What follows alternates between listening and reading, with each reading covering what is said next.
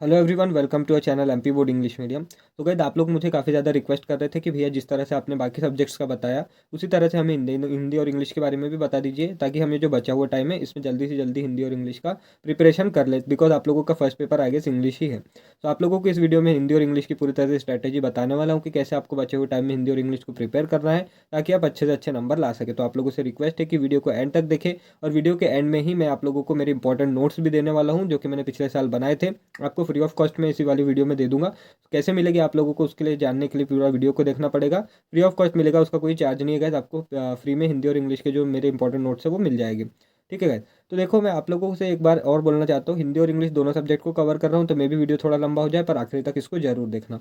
सबसे पहले आप लोगों को एक चीज़ बताना चाहता हूँ कि मेरे जब मैं बोर्ड देता था, मेरे इंग्लिश में 85 प्लस थे और हिंदी पे मेरे पास 91 नंबर थे। 91 या 93 ऐसे कुछ नंबर थे मेरे हिंदी में। ठीक है। तो आप लोगों को बताना चाहता हूँ कि ये नंबर मेरे कैसे आए। ये नंबर आए मेरे कॉन्फिडेंस से, बिकॉज मेरे अंदर कॉन्फिडेंस था।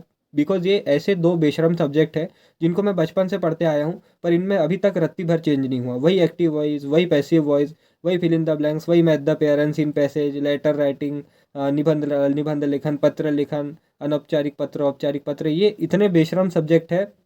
फिजिक्स हम पढ़ते आ रहे थे तो वो बदलते गया, केमिस्ट्री बदलते गया, बायोलॉजी बदल गया पूरी तरह से। पर ये दो सब्जेक्ट ऐसे थे जो बचपन से लेकर वही घिसी पिटी चीज़ों को इतने बार रिपीट किया ना।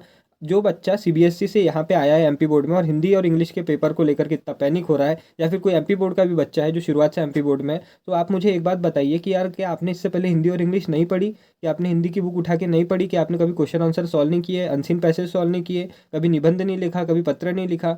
ऐसा हुआ है क्या गाइस? ये वो चीज़ें हैं जो अपन बचपन से पढ़ते आ रहे हैं। मुझे पता है, ये तो मेरी स्ट्रेंथ है, क्योंकि यार अपन कब से पढ़ते आ रहे हैं निबंध लेखन, पत्र लेखन, वही सड़ी गली चीज़ है। उसी चीज़ को अभी एक और बार करना है, तो आप उसमें इतना डर रहे हैं। ये डर के आप अपना कॉन्फिडेंस कम कर रहे हैं। सबसे मेन चीज़ है अभी आपके लिए कि आप अपना कॉन्फिडेंस बिल्डअप करें। जब तक आप अपना कॉन्फिडेंस बिल्डअप नहीं कर लेते, तब तक आपके लिए सब्जेक्ट एकदम काल के जैसे दिखेंगे, आप लोगों को बहुत टफ लगेंगे। बट इसमें कुछ है ही नहीं। लिटरली बता रहा हूँ guys, इसमें कुछ नहीं है। क्या आप हिंदी में कोई डेरिवेशन लगाना पड़ता है आपको, कि कोई एक्स वाई जेड का फॉर्मूला लगाना पड़ता है, कि कोई रिएक्शन याद करना पड़ता है? कुछ भी नहीं। इंग्लिश में कोई आप लोगों को रिएक्शन पूछ रहा है क्या, कि कोई फॉर्मूला लगाओ जिसको डिराइव करके दो? कुछ नहीं है यार। यहाँ पे एक कहानी है, बस उस कहानी से रिलेटेड अपन को अपने मन से लिख देना है, दैट्स इट। और बाकी जो चीज़ बची है, निबंध है, पत्र है, आपका अनसीन पैसेज है, सीन पैसेजेस है, पोयम है, तो अपन बचपन से पढ़ते आ रहे हैं ना। आप लोग पास होके ही आए हो ना यहाँ तक। अगर आप यहाँ पे बैठे हो तो आपने हिंदी इंग्लिश तो पढ़ाई है इससे पहले, ये सारी चीज़ें सॉल्व किया है, तो इतना डरना क्यों?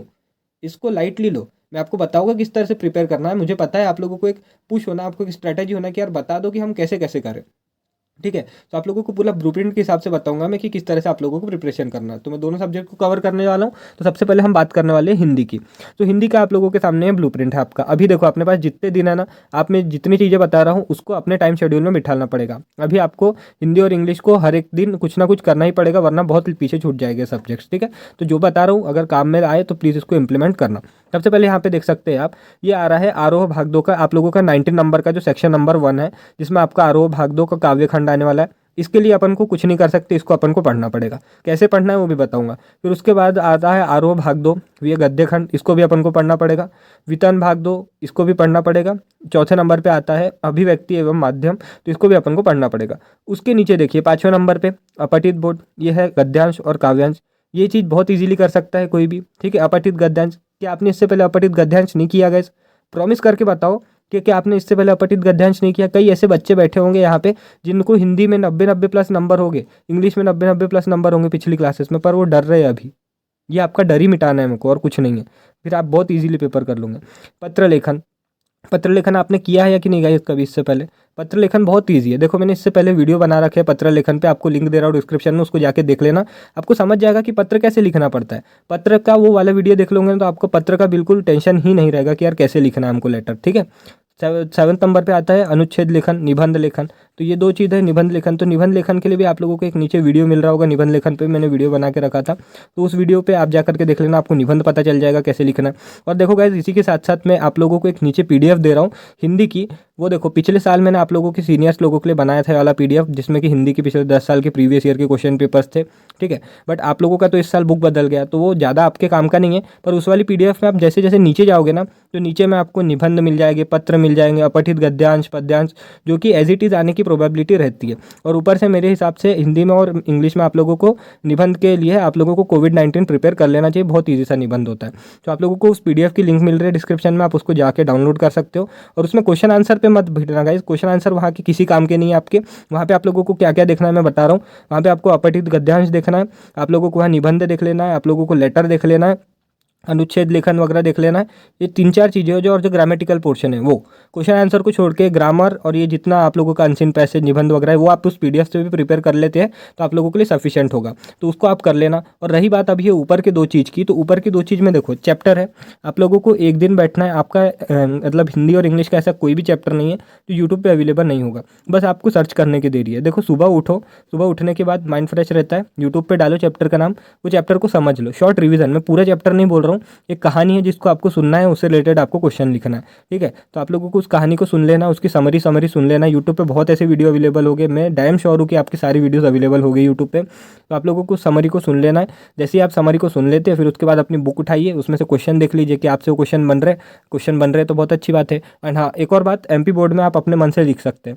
आपको अगर जो ऐसा बोलता है कि नहीं बुक में जैसा लिखा है वैसा का वैसा चाहिए, तो ऐसा कुछ नहीं है। मैंने पूरे पेपर अपने मन से लिखे और मुझे अच्छे खासे नंबर भी मिले। तो आप लोगों को ऐसा कुछ नहीं है कि आप अपने मन से पेपर नहीं लिख सकते, आप डेफिनेटली आपको आंसर आता है तो अपने मन से आंसर लिख सकते हैं, ठीक है। तो इस तरह से आप लोगों को आपका गद्यखंड और काव्यखंड प्रिपेयर करना है। आपको एक दिन में 2 से 3 चैप्टर सुनना है एंड जस्ट उसको सुनना है, कोई उसके घुस के नहीं उसके एकदम लिख लिख के प्रैक्टिस करे, ऐसा कुछ नहीं, जस्ट उसको सुनो गाइस।